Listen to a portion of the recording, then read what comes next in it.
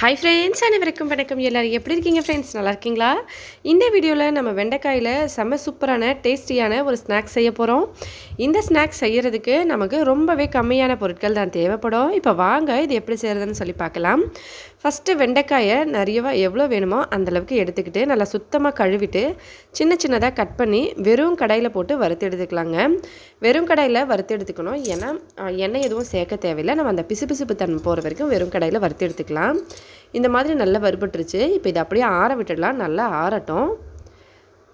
இதோட கூடவே நான் ஒரு அரை கப் அளவுக்கு கடலை மாவையும் நல்லா வறுத்து எடுத்து வச்சுருந்தேன். ஏற்கனவே ஃபஸ்ட்டு இதே கடாயில் நான் கடலை மாவு வறுத்து எடுத்துகிட்டு அதில் தான் வெண்டைக்காயை வறுத்து எடுத்தேன். இந்த வறுத்து வச்ச கடலை மாவை இதில் சேர்த்துக்கலாம்.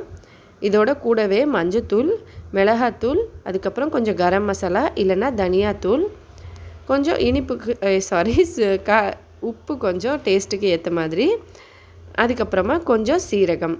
இதில் உங்களுக்கு தேவைப்பட்ட வெங்காயம் சேர்த்துக்கலாம். வெஜிடபிள்ஸ் வேறு ஏதாவது வேணாலும் சேர்த்துக்கலாம். ஆனால் நம்ம இந்த மாதிரி செய்யும்போது டேஸ்ட் ரொம்ப சூப்பராக இருக்கும். இப்போ தண்ணி ஊற்றி நல்லா கலந்துக்கலாம். அதுக்கடுத்து இந்த பக்கம் கொஞ்சமாக எண்ணெயை சூடு பண்ணிக்கலாம். நான் நிறைய எண்ணெய் ஊற்றலை, கொஞ்சமாக தான் ஊற்றிருக்கேன். ஏன்னா நான் பாதி எண்ணெயில் பொரிக்க போகிறேன், மீதியை இன்னொரு மெத்தடில் செஞ்சு காட்ட போகிறேன். இந்த மாதிரி கன்சிஸ்டன்சிக்கு இதை ரெடி பண்ணி எடுத்துக்கோங்க. இப்போ இதை அப்படியே பக்கத்தில் வச்சுக்கிட்டு கையில் அள்ளி இந்த மாதிரி இப்படி எடுத்துக்கிட்டோம்னா ஈஸியாக இருக்கும். இப்படி கையில் இப்படி போட்டோம்னா அதுவே தனித்தனியாக ஒன்று ஒன்றா விழுந்துடும். பார்த்து பத்திரமா போடுங்க. ஃபஸ்ட் டைம் பண்ணுறீங்கன்னா கொஞ்சம் பொறுமையாக பார்த்து பண்ணுங்கள். இதே கொஞ்சம் நிறைய தடவை உங்களுக்கு பண்ணி பழக்கம் இருக்குது அப்படின்னா கொஞ்சம் வேகமாக கூட போட்டுக்கலாம். இப்போ பாருங்கள், இந்த மாதிரி நம்ம ஒரு வெண்டைக்காயாக தனித்தனியாக விழுந்த மாதிரி விழுந்துருச்சு பாருங்கள். இப்படி இதை நல்லா பொரிஞ்ச அப்புறமா வெளியே எடுத்துகிறேன். மீடியமான ஸ்லோவான கொஞ்சம் ஹை ஃப்ளேமில் வச்சுட்டு பண்ணிக்கலாம். இந்த மாதிரி கலர் வந்த உடனே நம்ம இதை வெளியே எடுத்துடலாம். பாருங்கள், சூப்பராக இருக்குது பார்க்குறதுக்கு. இதே போல் செஞ்சு கொடுத்திங்கன்னா ரொம்ப டேஸ்டியாகவும் நல்ல மொறுமொறுப்பாகவும் இருக்கும்.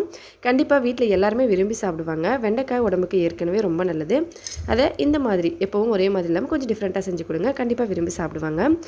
நம்ம சேனலில் இப்போ தான் ஃபஸ்ட் டைம் பார்க்குறீங்க அப்படின்னா மறக்காமல் சப்ஸ்கிரைப் பண்ணிக்கோங்க. அதோட இன்ஸ்டாகிராம்லேயும் ஃபேஸ்புக்லேயும் ஃபாலோ பண்ணி நம்ம சேனலுக்கு சப்போர்ட் பண்ணுங்கள். இதே போல் இன்னும் பல புதுவிதமான டிஃப்ரெண்ட்டான வீடியோஸ் எல்லாம் பார்க்குறதுக்காக நம்ம சேனலுக்கு சப்போர்ட் பண்ணுங்கள். இன்னும் வீடியோ முடியலை, நம்ம இன்னொரு மெத்தடையும் இதில் பார்த்துடலாங்க. அடுத்த மெத்தடுக்கு அடுப்பு மேலே ஒரு தவா வச்சு தவாவில் கொஞ்சமாக எண்ணெய் ஊற்றி எண்ணெய் நல்லா தவா ஃபுல்லாக படுற மாதிரி பரவி விட்டுட்டு இதில் இப்படி நேரடியாக ஊற்றிக்கலாம்.